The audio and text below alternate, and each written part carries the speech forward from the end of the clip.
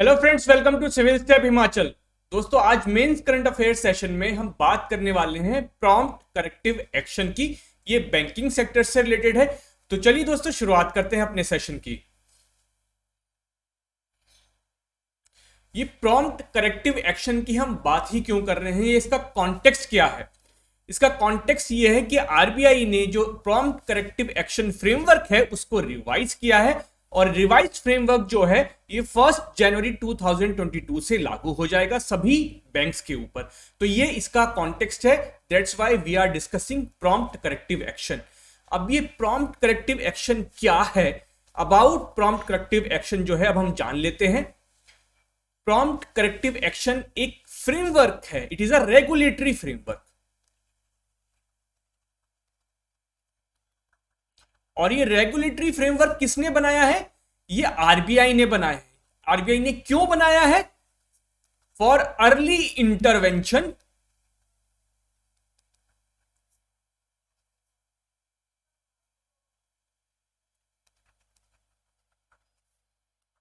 Of banks who are facing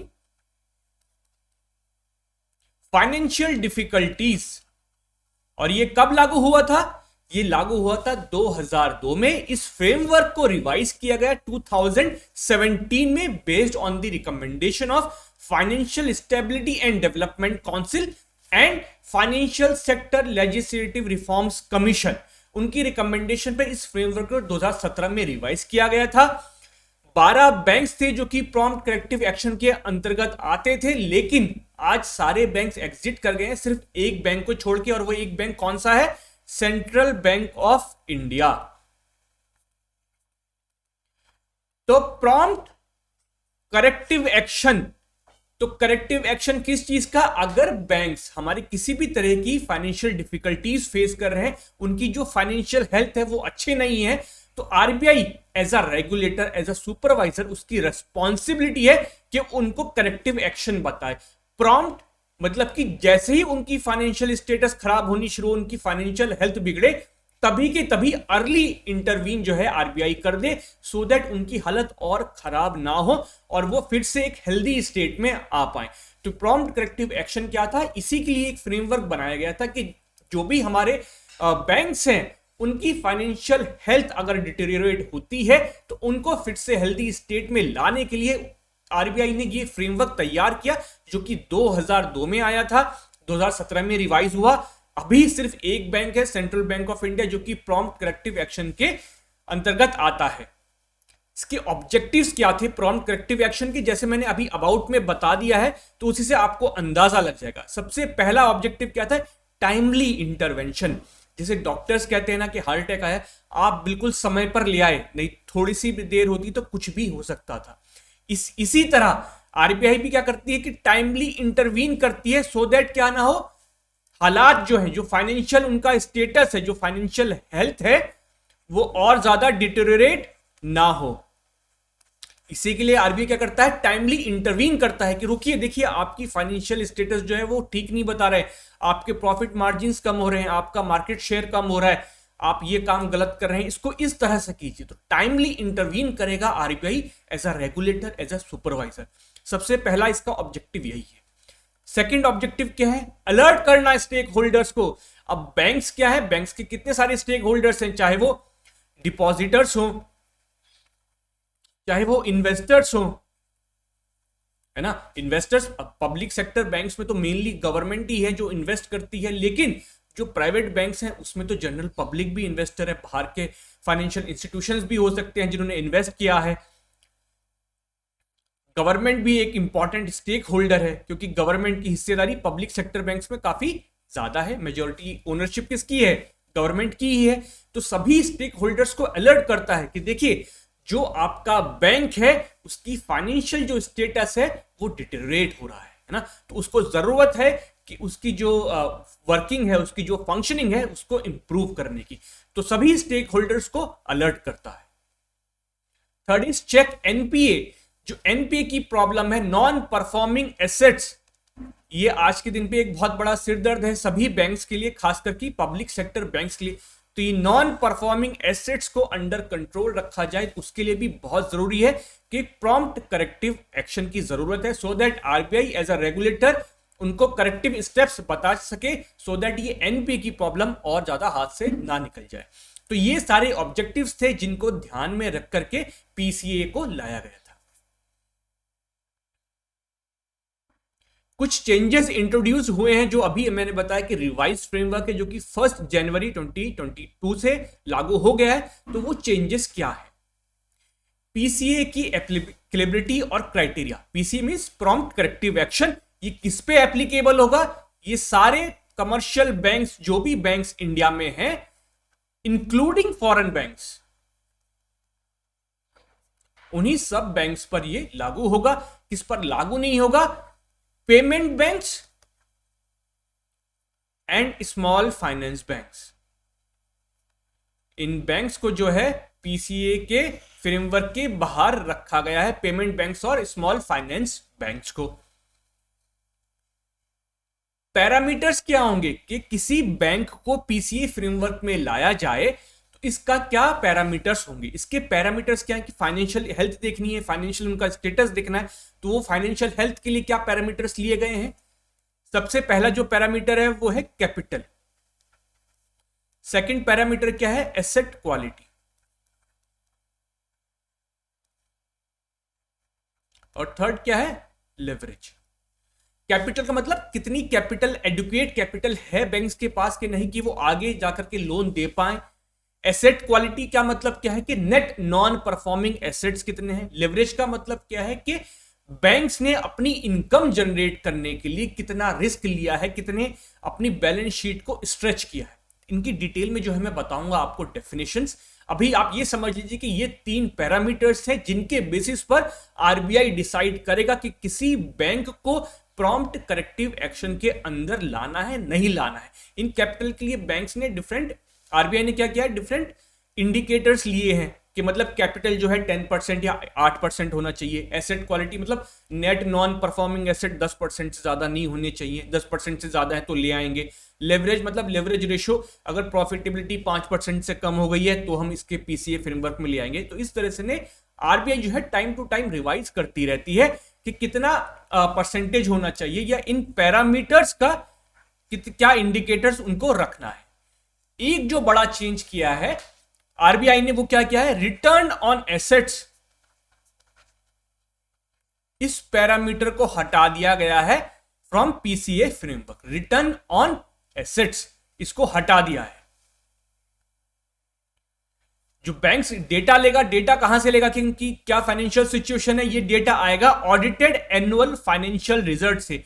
banks के जो financial results होते हैं, जो ऑडिटेड स्टेटमेंट्स होते हैं, वहां से आरबीआई जो है वो डेटा लेगा, वहां से वो एनालाइज करेगा कि इनकी क्या फाइनेंशियल हेल्थ है। Exit from PCA, prompt corrective action से बाहर आने का क्या रास्ता होगा, कि कैसे आरबीआई डिसाइड करेगा कि अब इस बैंक को प्रॉम्प्ट करेक्टिव एक्शन फ्रेमवर्क में नहीं रखना है। तो उस एग्जिट के लिए आरबीआई ने क्या डिसाइड किया है कि जो भी ये पैरामीटर्स हैं, अगर ये कोई भी पैरामीटर्स ब्रीच नहीं होता है फॉर 4 कंसेक्यूटिव क्वार्टर्स, तो बैंक जो है वो एग्जिट कर सकता है इस पीसीए फ्रेमवर्क से। अगर 4 कंसेक्यूटिव क्वार्टर्स तक कोई भी पैरामीटर ब्रीच नहीं होता है फिर से, तो बैंक जो है उस प्रॉम्प्ट करेक्टिव एक्शन फ्रेमवर्क के बाहर आ सकता है। तो ये एग्जिट के लिए बनाया है। पहले एग्जिट के लिए कोई पॉलिसी नहीं थी, अब एग्जिट के लिए एक ऑब्जेक्टिव पॉलिसी बना दी गई है। तो ये जो डेफिनेशंस थी कि एसेट क्वालिटी और ये सब क्या है, कैपिटल एडुकेसी क्या होता है, इसको एक एक करके देखते हैं। कैपिटल एडुकेसी रेशियो, इसका मतलब क्या है, capital that a bank ought to hold as a percentage of its total assets, है ना। बैंक को कितनी कैपिटल मेंटेन करके रखनी है सो दैट अगर जरूरत पड़ी, है ना, उसको लॉस होता है तो वो उस कैपिटल से उस लॉस की भरपाई कर पाए। ये होगा capital adequacy ratio. Asset quality, asset quality मैंने कहा कि किस तरह से नापी जाती है, क्या उसका इंडिकेटर होता है, net non performing asset ratio. Bank के लिए एसेट क्या होते हैं, बैंक के लिए एसेट होते हैं जो लोन्स वो देते हैं, वही उनके लिए एसेट है है ना, क्योंकि लोन से ही उनकी इनकम होती है, जो वो इंटरेस्ट लेते हैं आप लोगों से लोन के ऊपर, वही बैंक के लिए इनकम है। तो वही जो लोन आपको दिया गया है वो बैंक के लिए क्या है, उनका एसेट है। तो नेट नॉन परफॉर्मिंग एसेट क्या हो जाएंगे, portion of the total advances या loans tagged non performing after the provisioning for bad loans. तो नेट नॉन परफॉर्मिंग जो एसेट रेशियो वो कैसे डिटरमाइन होता है कि total NPA minus provisions.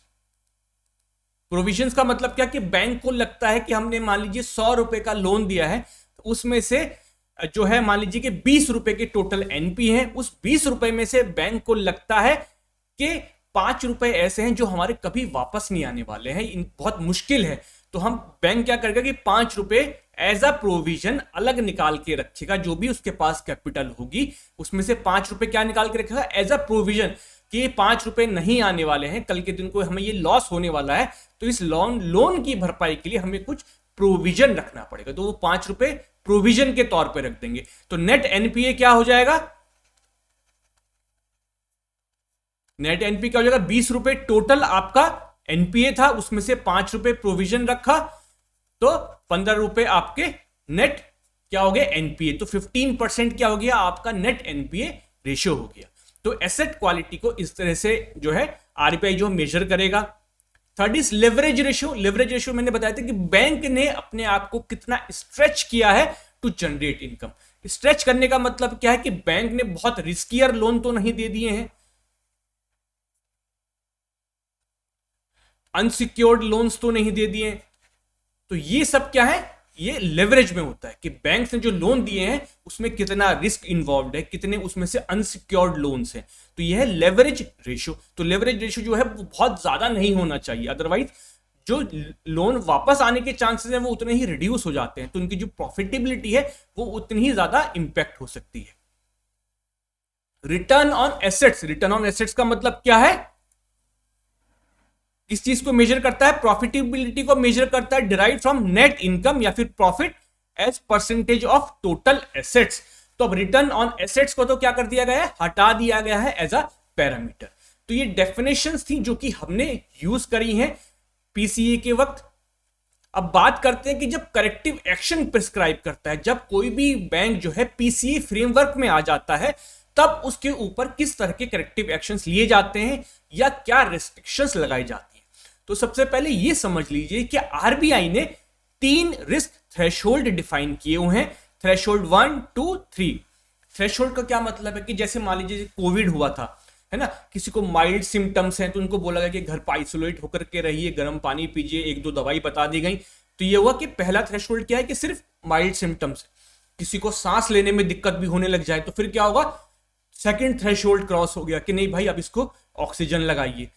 Third threshold क्या हुआ कि इनको बहुत ज्यादा दिक्कत होने लग गई है, पल्स रेट भी डिक्रीज हो रहा है और बहुत ज्यादा दिक्कत हो रही है, तो क्या करेंगे कि आईसीयू में एडमिट कर दीजिए। वो थर्ड रिस्क थ्रेशोल्ड हो गया। इसी तरह से इस पीसीए फ्रेमवर्क में भी डिफरेंट रिस्क थ्रेशोल्ड है ना, जो कि पैरामीटर्स पे डिसाइड होते हैं कि एसेट क्वालिटी कितनी डिटेरियोरेट हो गई है, उनका लेवरेज कितना है, कैपिटल एडुकेसी कितनी है। तो रिस्क थ्रेशोल्ड 1 जब कोई बैंक क्रॉस करता है तो क्या मैंडेटरी एक्शन आरबीआई लेता है, रेस्ट्रिक्शन लगा देता है डिविडेंड डिस्ट्रीब्यूशन पे या प्रॉफिट के रेमिटेंस पे।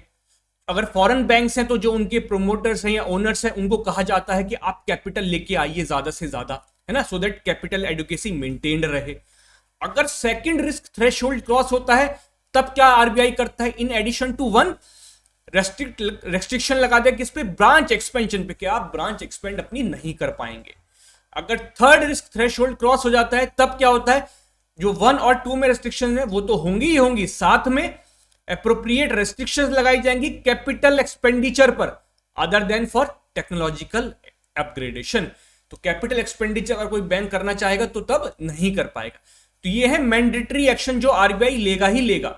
कुछ डिस्क्रिशनरी एक्शंस भी हैं जो आरबीआई ले सकता है कि उनको गवर्नेंस रिलेटेड कुछ चेंज करना है क्या, उनकी क्रेडिट रिस्क रिलेटेड कोई उनकी एनालिसिस करनी है नहीं करनी है, एचआर रिलेटेड कि उनको एक्सपर्ट्स को उनको सजेस्ट किया जाए कि कुछ एक्सपर्ट्स लेकर आइए कि नहीं लेकर के आइए, उनकी स्ट्रेटेजी रिलेटेड कुछ एडवाइस कर सकता है कि आपकी स्ट्रेटेजी यहां पर गलत हो रही है, आप इसको इस तरह से मोल्ड करिए या इस तरह से इसको चेंज करिए। तो ये क्या है, ये डिस्क्रिशनरी एक्शन है जो कि आरबीआई बैंक टू बैंक देख करके लेता है, तो कि कहां पर गड़बड़ हो रही है, ये कहां पर बैंक गलत जा रहा है। ये मैंडेटरी एक्शन जो है आरबीआई लेगा अगर कोई भी रिस्क थ्रेशोल्ड क्रॉस होता है तो ये सब करेक्टिव एक्शंस हैं जो कि प्रेस्क्राइब किए गए हैं इस पीसीए फ्रेमवर्क में। इस पीसीए के बेनिफिट्स क्या है? सबसे पहला बेनिफिट है मेंटेन कैपिटल रिक्वायरमेंट्स। जब भी कोई बैंक पीसीए फ्रेमवर्क में आता है तो सबसे पहला काम क्या होता है कि आप अपनी कैपिटल एडुकेसी को इंक्रीज कीजिए। तो जो कैपिटल एडुकेसी है उसको मेंटेन करने में हेल्प करता है, क्योंकि बैंक की जो लेंडिंग है उस पर थोड़े से रेस्ट्रिक्शंस लगा देता है कि आप बहुत रिस्कियर लोन्स नहीं दे पाएंगे। बैंक को कहता है कि आप अपनी कैपिटल जो है बहुत रिस्कियर लोन से मत लगाइए, बल्कि उसको मेंटेन करके रखिए, सो दैट कल के दिन तो कोई लॉस हो तो आप उस लॉस की भरपाई उससे कर पाए। लिमिटेड रेगुलेशन, ऐसा नहीं है कि कंप्लीट बैन है, लेकिन किस पर रेस्ट्रिक्ट करता है? जो रिस्कियर लोन्स है उसके ऊपर बैंक जो है वो रेगुलेशंस, आरबीआई जो है वो रेगुलेशन लगा देता है बैंक्स के ऊपर। तो लिमिटेड तौर पर जो है रेगुलेट करता है, ऐसा नहीं कि कंप्लीटली बैंक को बंद कर देगा कि कुछ तरह का लोन नहीं देंगे आप, कुछ तरह के डिपॉजिट नहीं लेंगे, बल्कि बस बैंक्स की फाइनेंशियल स्टेटस को सुधारने के लिए कुछ रेस्ट्रिक्शंस लगाई जाती है, तो लिमिटेड रेगुलेशंस लगती हैं। तीसरा, हेल्दी बैंक्स। ये प्रॉम्प्ट करेक्टिव एक्शन का जो ओवरऑल ऑब्जेक्टिव है वो क्या है कि जो फाइनेंशियल हेल्थ है बैंक्स की वो मेंटेन रहे, जो डिपॉजिटर्स का पैसा है वो डूबे ना। तो जो बैंक्स को एक फाइनेंशियली हेल्दी रखने का एक बहुत अच्छा तरीका है ये प्रॉम्प्ट करेक्टिव एक्शन। तो ये बेनिफिट्स हैं पीसीए के, लेकिन कुछ इश्यूज भी आ रहे हैं। क्या इश्यूज हैं वो? सबसे पहला इश्यू है कि जब भी कोई बैंक प्रॉम्प्ट करेक्टिव एक्शन के अंतर्गत आता है तो सबसे पहले आरबीआई कहता है कि कैपिटल जो है वो मेंटेन करिए, कैपिटल एडुकेसी को बढ़ाइए। बट बैंक्स के पास आज कैपिटल नहीं है कि वो उसको मेंटेन कर पाए, क्योंकि गवर्नमेंट का जो बजट है ऑलरेडी क्या है, बजट डेफिसिट में चलता है।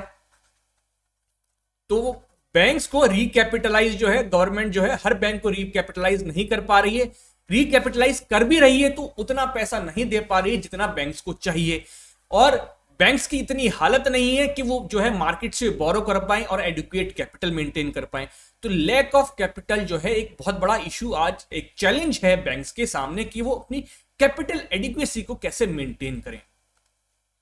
लॉस ऑफ मार्केट शेयर, जब रेस्ट्रिक्शंस लगते हैं लैंडिंग के ऊपर तो क्या होता है कि कोई बोरोर आया, बैंक ने कहा कि नहीं हम आपको लोन नहीं दे पाएंगे, या फिर आप बहुत जो है आपका प्रोजेक्ट रिस्की है, हम आपको 8% पे नहीं बल्कि 10% पे लोन दे पाएंगे।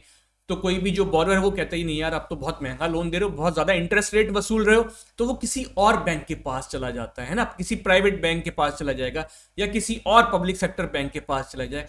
तो जो बैंक्स का जो मार्केट शेयर है वो उसमें कहीं ना कहीं लॉस होता हुआ दिखाई देता है ना, और इन्वेस्टर को भी जो है थोड़ा सा कॉन्फिडेंस उनका लूज होता है, तो कोई भी नया इन्वेस्ट करने के लिए इतनी जल्दी तैयार नहीं होता है, तो मार्केट शेयर कहीं ना कहीं लॉस होता है। Third is governance. इस प्रॉम्प्ट करेक्टिव एक्शन में जो भी मैंडेटरी एक्शंस लिए गए हैं वहां गवर्नेंस से रिलेटेड कि बैंक्स को या कैसे उनको रिफॉर्म किया जाए इस पर ध्यान नहीं है, कि जो एनपीए का प्रॉब्लम है या फिर ये जो बैंक्स की फाइनेंशियल स्टेटस है, फाइनेंशियल हेल्थ है, ये जो डिटेरियोरेट होने के जो रूट कॉजेज हैं वो क्या है, उनके ऊपर ध्यान नहीं है कि भाई इसकी गवर्नेंस बेकार चल रही है, जो एम्प्लॉयज उनको ठीक तरह से ट्रेन नहीं किया गया है, उनसे जो रूट कॉजेज हो सकते हैं कि जिसकी वजह से बैंक्स की जो फाइनेंशियल स्टेटस है वो बिगड़ा, वो दोबारा ना हो, उसके लिए जो है इसमें कोई स्टेप्स नहीं लिए गए हैं। तो ये सारे इश्यूज हैं प्रॉम्प्ट करेक्टिव एक्शन के। Thank you so much friends. ये एक इंपॉर्टेंट टॉपिक है आपके मेंस के लिए, क्योंकि आपके जो सिलेबस है इकोनॉमिक, अगर आप सिलेबस देखें तो उसमें जो regulator and supervision of banks है वो एक इंपॉर्टेंट टॉपिक है। तो ये क्वेश्चन जो है आपको प्री में भी पूछा जा सकता है प्रॉम्प्ट करेक्टिव एक्शन के बारे में, और मेंस के लिए भी उतना ही इंपॉर्टेंट है। नेक्स्ट लेक्चर में दोस्तों फिर से मिलेंगे एक नए करंट अफेयर टॉपिक के साथ। Thank you so much.